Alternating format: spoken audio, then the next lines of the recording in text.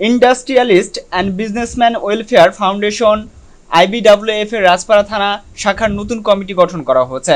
নতুন কমিটিতে সভাপতি হিসেবে নির্বাচিত হয়েছেন কামরুজ্জামান সুমন এবং সেক্রেটারি হিসেবে দায়িত্ব পেয়েছেন আমিনুল ইসলাম বনি।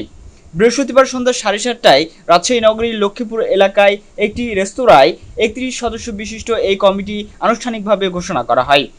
অনুষ্ঠানে সভাপতিত্ব করেন IBWF রাজশাহী মহানগর শাখার সভাপতি অধ্যাপক সারওয়ার জাহান প্রিন্স। প্রধান অতিথি হিসেবে উপস্থিত ছিলেন সংগঠনের রাজশাহী মহানগর শাখার প্রধান উপদেষ্টা ইমাজউদ্দিন মণ্ডল। বিশেষ অতিথি হিসেবে উপস্থিত ছিলেন IBWF রাজশাহী জোনের পরিচালক অধ্যক্ষ মাহবুবুল আহসান বুলবুল এবং রাজপাড়া থানার প্রধান উপদেষ্টা অধ্যাপক নুরুল ইসলাম মনির। এছাড়া অনুষ্ঠানে IBWF এর বিভিন্ন স্তরের নেতৃবৃন্দ উপস্থিত ছিলেন।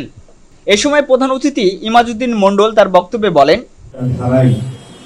যারা ব্যবসা পরিচালনা করি, যারা হালাল রুজি তালাশ করি শরীয়তের বিধিবিধানের আলোকে, তারা কখনোই ওইভাবে একটি প্ল্যাটফর্মে আমরা সর্ববদ্ধভাবে কাজ করার সুযোগ ইতিপূর্বে পাই।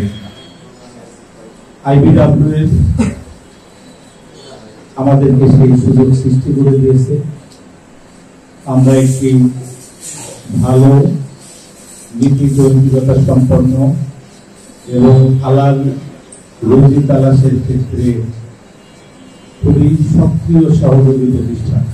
অনুষ্ঠানটি শেষে সকলেই নতুন কমিটির সফলতা কামনা করেন। তুহিন, রাজশাহী নিউজ 24, রাজশাহী।